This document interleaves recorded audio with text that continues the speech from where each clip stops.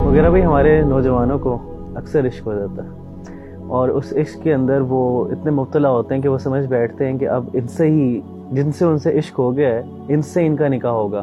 اور کافی جد و جہد کے بعد بھی اگر ان کو عشق نہیں مل رہا، وہ پیار نہیں مل رہا، جس میں وہ ایٹ دی اینڈ نکاح نہیں ہو رہا اس کا، اور نکاح نہیں ہوتا اکثر، تو جب اس کے بعد ایک درد اور تکلیف انسان گزرتا ہے، بڑی مشکلات بھی اس میں آتی ہیں، اور انسان کی زندگی کا تصور بھی چینج ہو جاتا ہے. کہنے کا مقصد یہ ہے کہ انسان اپنے آپ کو سمجھتا ہے کہ وہ اس کے بغیر زندہ ہی نہیں ہے. تو کیسے مغیرہ بھائی وہ شخص اپنے آپ کو اس کرب سے، اس اذیت سے نکالے اور ایک نارمل عام زندگی گزارے جس طرح وہ پہلے گزار رہا تھا جب اس کو عشق نہیں ہوا تھا؟ ربیع اللہ بھائی، میں یہ سمجھتا ہوں کہ یہ جو محبت تو انسان کے بعض اوقات اختیار میں نہیں ہوتی اور ہو بھی جاتی ہے، لیکن اس کے بغیر زندہ نہ رہنے کا جو تصور ہے وہ اس کے پیچھے ایک سوچ ہے، اور وہ سوچ یہ ہے کہ میں کبھی بھی اس کے بغیر خوش نہیں رہ سکتا یا رہ سکتی. میری خوشی اور میرا پورا سکون وہ اس چیز کے اوپر منحصر ہے، یا وہ ڈیپینڈنٹ ہے کہ یہ شخص مجھے مل جائے. یہ امپاسبل ہے کہ اس کے بغیر میں خوش یا راضی ہو سکوں، یا مجھے یا میرے دل کو سکون مل سکے. ربیع اللہ بھائی، مجھے یہ بتائیے، کیا میرے اللہ کے پاس اپنے پیارے بندوں کے لیے لڑکیوں کی کمی؟ بالکل نہیں. ایک اور چیز میں آپ سے سوال پوچھتا ہوں، کیا میرے رب کے پاس اپنی پیاری بندیوں کے لیے لڑکوں کی کمی؟ ہم کیوں یہ سمجھ بیٹھتے ہیں کہ میرا رب مجھے راضی نہیں کر سکتا؟ میں کیوں یہ سمجھ بیٹھتا ہوں کہ میرا رب مجھے خوش نہیں کر سکتا؟ میری کیوں خوشی اسی شخص کے ساتھ معلق ہے؟ میں آپ کو ایک واقعہ بیان کرتا ہوں، ایک محبت کی کہانی چھوٹی سی آپ کے گوش گزار کر دیتا ہوں. حضرت ام سلمہ رضی اللہ تعالی عنہا کو اپنے شوہر ابو سلمہ سے بہت محبت تھی. ابو سلمہ کو احد کے دن چوٹ لگی، زخم لگا، اور اس کے بعد وہ اللہ تعالیٰ کو پیارے ہو گئے کچھ دیر بیماری کے بعد.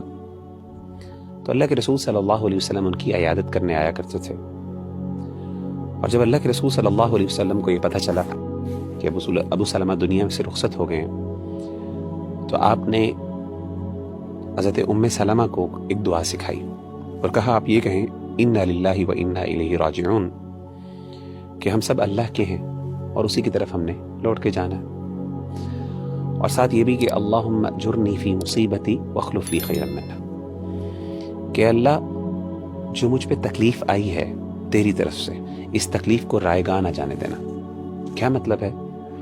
کہ اس تکلیف کے بدلے مجھے کچھ نہ کچھ اجر ضرور دینا، یعنی یہ ضائع نہ ہو جائے، یہ نہ ہو کہ بس یہ ہو گئی، میرا دل ٹوٹ گیا، یا جو بھی میرے ساتھ معاملہ ہوا وہ میری غلطی تھی نہیں تھی ایک علیحدہ بات، لیکن اللہ یہ تکلیف جو ہے یہ میرے اوپر آزمائش ہے، میں اس پہ صبر کرتی ہوں یا کرتا ہوں، اللہ اس کو رائگاں نہ جانے دینا. واخلف لی خیرا منہ، اور اللہ مجھے اس سے بہتر عطا کر. ابو سلمہ اور ام سلمہ کی آپس میں بہت محبت تھی، اور ان کا واقعہ جو ہے ہجرت کا وہ ذرا پڑھیں تو انسان کو اندازہ ہوتا ہے، بڑا دردناک واقعہ ہے ان کا جو فیملی میں آپس میں جو انہوں نے آزمائش جھیلی دین کی خاطر، وہ ذرا دل ہلا دینے والا واقعہ، وہ ذرا پڑھنے والا. تو حضرت ام سلمہ کہتی ہیں کہ میں یہ سوچا کرتی تھی، یہ دعا تو میں نے پڑھ لی کہ اللہ مجھے اس سے بہتر عطا کرے.